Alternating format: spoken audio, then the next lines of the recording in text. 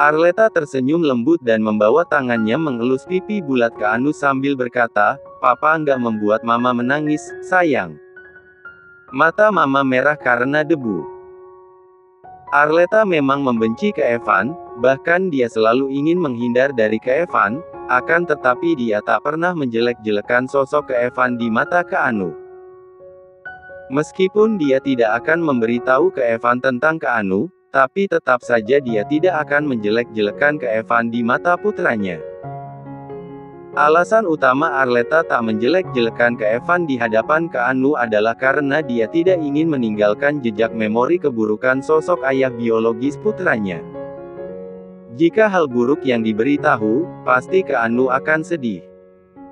Dan Arleta tidak pernah mungkin membiarkan putranya merasakan kesedihan. "Mama nggak bohong kan?"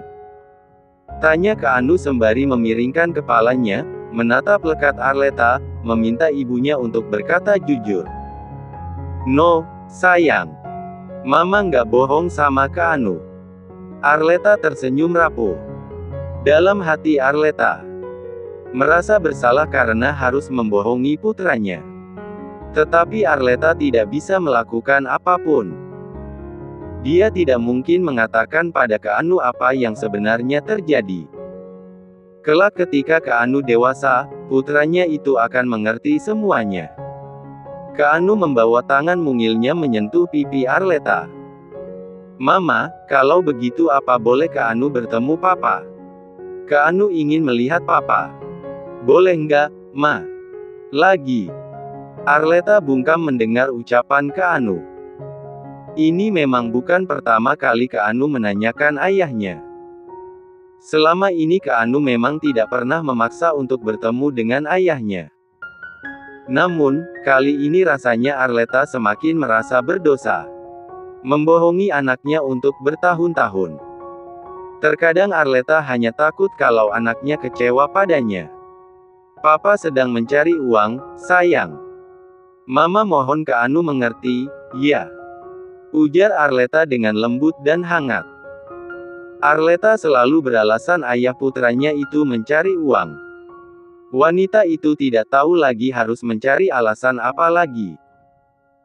Ingin sekali lidahnya berkata bahwa ayah putranya itu tidak lagi ada di dunia, namun Arleta tak tega untuk mengatakan hal demikian. Sungguh, yang dia rasakan saat ini adalah dilema yang tidak tahu bagaimana harus bersikap. "Apa Papa terus mencari uang, Ma? Artinya Keanu nggak bisa ketemu Papa? Kenapa teman-teman Keanu bisa bertemu dengan Papa mereka, tapi Keanu nggak pernah ketemu Papa?" Keanu bertanya lagi dengan suara polos. Nada bicaranya menunjukkan kesedihan mendalam. Selama ini, bocah laki-laki itu tidak pernah melihat ayahnya. Itu yang membuatnya sangat bersedih. Mata Arleta berkaca-kaca mendengar ucapan Keanu. Namun, dia berusaha sekuat mungkin untuk tidak menangis. Detik selanjutnya, dia segera memberikan pelukan erat pada putranya itu sambil berkata, "Kelak ketika Keanu dewasa, Keanu akan mengerti semuanya. Sekarang Mama minta Keanu masuk ke kamar." "Iya. Keanu sayang kan sama Mama?" Kalau Keanu sayang sama Mama, Keanu harus menjadi anak penurut. Hanya kalimat itu yang bisa Arleta ucapkan. Dia tidak tahu lagi bagaimana menjelaskan. Raut wajah Keanu masih bersedih. "Kenapa Keanu nggak ngerti, Ma? Kalau Mama menjelaskan pelan-pelan, pasti Keanu paham." Bocah laki-laki itu masih bersikeras agar dirinya bisa dipertemukan dengan ayahnya. Dia sangat ingin melihat ayahnya secara langsung. Arleta menangkup kedua pipi Keanu dan mengecupi seluruh wajah putranya itu. "Mama bukan tidak mau menjelaskan, tapi Keanu belum paham, Nak. Tunggulah sampai Keanu sedikit besar. Nanti Mama janji akan menjelaskan pada Keanu. Sekarang lebih baik Keanu masuk ke kamar, ganti pakaian, lalu makan, dan segera tidur siang. Mama nggak mau sampai Keanu sakit." Keanu mengangguk patuh dan tersenyum seraya mencium pipi Arleta. Keanu sayang sekali sama Mama. Keanu akan menjadi anak penurut. I love you so much, Mama. I love you too, sayang. Arleta kembali memberikan kecupan di seluruh wajah Keanu. Keanu melangkah menuju kamarnya bersama dengan pengasuhnya. Tampak senyuman di wajah Arleta terlukis mendengar apa yang diucapkan oleh Keanu. Sungguh, Arleta bersyukur Keanu menurut padanya. Meski dia tahu dirinya telah membohongi putranya itu. Keanu Revano adalah putra Arleta hasil hubungan one night stand-nya dengan Evan 5 tahun silam. Keanu memiliki tubuh yang berisi kulit putih cerah, pipi tembam, manik mata coklat, dan bulu mata lentik. Wajah Keanu begitu mirip dengan Evan. Bahkan sangatlah mirip. Terutama pada bagian mata. Setiap kali Arleta melihat Keanu maka dia seperti melihat bayang-bayang Evan di depan matanya. Namun, tentu saja sampai mati pun Arleta tidak akan memberitahukan tentang Keanu pada Evan. Dalam benak Arleta tak akan pernah lupa kala Evan mengusirnya layaknya boneka tidak layak dipakai lagi. Evan mengatakan dirinya untuk tidak lagi mengganggu dan mengusik hidup pria itu. Dan, ya, selama 5 tahun tidak pernah satu kali pun Arleta menghubungi Evan. Apalagi meminta pertanggungjawaban pria brengsek itu. Di mata banyak orang mungkin Keanu adalah aib yang harus disembunyikan. Tapi di mata Arleta, putra kecilnya adalah penyempurna kehidupannya. Keanu adalah anak yang periang. Keanu selalu menjadi pelipur lara dikala Arleta merasa dirinya berada di titik terendah. Kini setelah banyaknya rintangan hidup dan penderitaan Arleta mampu bertahan bahkan membesarkan Keanu dengan penuh cinta dan kasih sayang. Evan mengancingkan kemejanya dan menatap dirinya dari pantulan cermin. Tatapan Evan melihat dari cermin sosok wanita yang tubuh polnolsinya terbalut oleh selimut tebal. Wanita itu mengulas senyuman hangat dan mengnol dan menatap punggung kekar Evan. Evan, kenapa kamu cepat pulang? Aku masih kangen. Kita udah lama nggak ketemu, sayang. Suara lembut wanita itu terdengar begitu S3 Dia beranjak dari ranjang, dan dengan santainya dia memakai kemeja putih milik Evan yang dipakai pria itu sebelum P3 Ergul 4 tanpa 4 nas mereka. Dia membiarkan tubuh polnolsinya terespos di hadapan Evan. Sedangkan Evan dia hanya menatap wanita itu datar saat wanita itu tengah memakai P4 kayan di hadapannya. Kamu di sini aja ya. Jangan kemana-mana. Wanita itu memeluk erat tubuh Evan. M3 Ensive Me aroma parfum maskulin, yang membuatnya sejak tadi malam terbuai dan hanyut. Aku harus pergi, Nasya. Malam ini ada yang harus aku kerjakan, jawab Evan dingin. Dia hanya diam dan tidak membalas kalau wanita bernama Nasya memeluknya. Kamu memangnya nggak kangen aku? Nasya berdiri di depan Evan. Wanita itu dengan sengaja menempatkan kemeja yang dia pakai di depan Evan. Senyuman samar di wajah Evan terlukis melihat tubuh indah Nasya. Ukuran P4 if darah yang menantang, bulat, dan padat membuat Evan sedikit sulit mengendalikan dirinya. Detik selanjutnya, Evan membawa tangannya mer 3 meter 4s kedua P4 if darah Nasya hingga membuat wanita itu M3N3 sah pelan. Aku masih kangen, Evan. Tadi kita hanya melakukannya 3 kali. Aku masih ingin lagi, bisik Nasya S3 di depan bibir Evan. Enggak sekarang, Nasya. Aku harus pergi. Evan memberikan kecupan di Poftin 6P4 if darah Nasya yang sejak tadi berdiri tegak. Aku akan menghubungimu lagi nanti. Nasya menahan desahan kala ke Evan memberikan G1 Git 4N kecil di PVTT 1 nanogram P4 Yud 4 Ranya. Sebelum kamu pergi ada yang ingin aku tanyain ke kamu. Ada apa? Ke Evan mensejajarkan wajahnya ke wajah Nasya. Kenapa kamu nerima Arleta jadi karyawan kamu? Kamu tahu dulu dia itu suka sama kamu. Aku nggak rela kalau kamu dideketin dia. Kamu hanya milikku, ke Evan, ucap Nasya penuh penekanan. Ke Evan kembali tersenyum samar mendengar ucapan Nasya. Pria itu mulai membawa tangannya mengelus pipi Nasya sedikit kasar. 3 hal yang harus kamu ketahui. Pertama, penerimaan karyawan di perusahaanku disaring langsung oleh manajer HRD dan direktur yang aku percaya. Untuk masalah siapa karyawan yang bekerja di perusahaanku, aku tidak ikut campur karena aku tahu direktur yang aku percayakan menilai dengan baik karyawan yang bekerja di kantorku.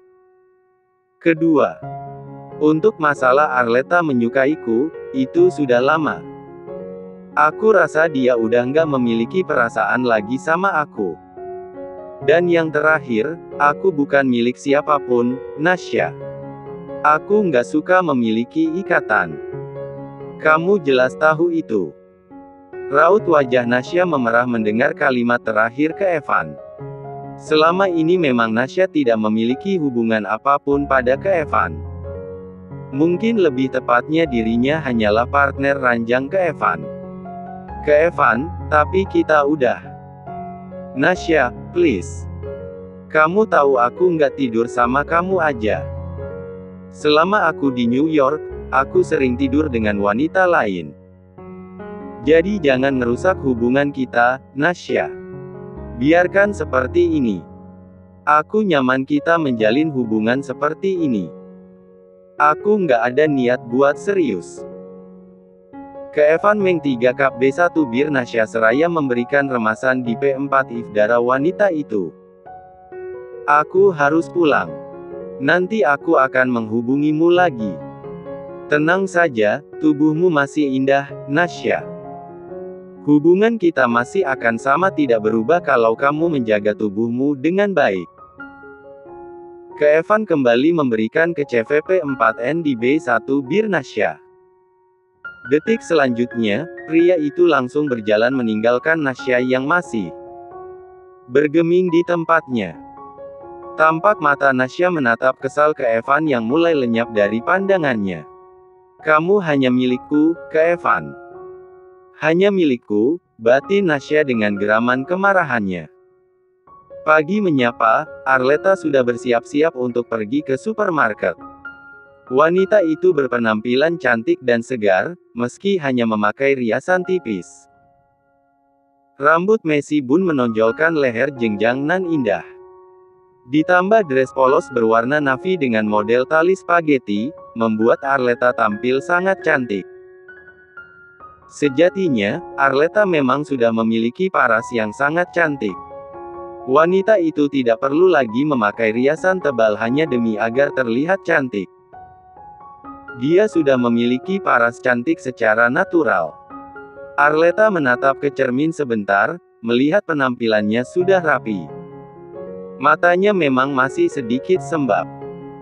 Untungnya, dia pintar merias di bagian mata, agar tidak terlalu sembab. Arleta ingin menata lagi hatinya. Sekalipun dia kembali dipertemukan dengan ke Evan, tetap tidak akan mengubah apapun. Wanita itu akan bersikap profesional, menganggap ke Evan hanyalah bos di mana dia bekerja. Bu, biar saya saja yang pergi ke supermarket. Mirna pengasuh ke Anu berucap dengan nada yang sopan pada Arleta yang ingin pergi ke supermarket. Tadi baru saja ke Anu meminta dibuatkan pasta aglio olio. Karena stok pasta habis, Arleta ingin pergi ke supermarket. Nggak apa-apa. Aku saja yang pergi ke supermarket. Tolong kamu jaga ke Anu, ya. Aku nggak akan lama, ucap Arleta pelan. Bukan tak mengizinkan Mirna untuk berbelanja bahan-bahan makanan, tetapi Arleta lebih nyaman ingin berbelanja bahan-bahan makanan sendiri. Pun dia juga ingin membeli buah-buahan serta makanan cemilan untuk Kak Anu. Baik, Bu. Mirna menjawab dengan sopan, tidak membantah apa yang diperintahkan oleh Arleta. Arleta tersenyum samar. Kemudian, dia melangkah masuk ke dalam mobil. Detik selanjutnya, Arleta mulai melajukan mobilnya meninggalkan halaman parkir di gedung apartemennya. Sepanjang jalan, Arleta melihat jalanan yang tak pernah sepi. Lebih tepatnya semakin malam maka suasana di kota Jakarta semakin sepi. Tampak senyuman di wajah Arleta terlukis. Melihat pasangan naik motor. Dua insan itu terlihat sangat bahagia. Memang benar apa kata orang. Bahagia memang mudah. Hanya cukup bersyukur maka kita akan bahagia. Seperti apa yang Arleta lihat saat ini. Mengukur sebuah kebahagiaan tidak harus dengan sebuah kemewahan. Tak selang lama, mobil Arleta mulai memasuki supermarket. Arleta langsung memarkirkan mobilnya. Lalu dia turun dari mobil dan melangkah masuk ke dalam supermarket. Tak lupa Arleta mengambil troli belanja. Dia tahu kalau pasti dirinya akan membeli banyak stok makanan. Mengingat Kak Anu sedang dalam masa pertumbuhan. Dan Arleta pun menginginkan yang terbaik untuk anaknya itu. Arleta mulai mengambil beberapa jenis pasta. Tak hanya pasta saja tapi Arleta mengambil beberapa makanan kecil, buah-buahan, dan terakhir Arleta mengambil daging sapi. Troli Arleta kini penuh dengan bahan-bahan makanan. Apa lagi ya? Sepertinya sudah semua, gumam Arleta pelan. Tampak wanita itu tengah memikirkan apa lagi yang belum dia ambil. Karena seingatnya semua makanan yang diperlukan telah masuk ke dalam troli belanjanya. Arleta. Suara berat memanggil Arleta sontak membuat Arleta sedikit terkejut. Segera, Arleta mengalihkan pandangannya menatap sumber suara itu. Arvin. Raut wajah Arleta berubah kala melihat Arvin rekan kerjanya.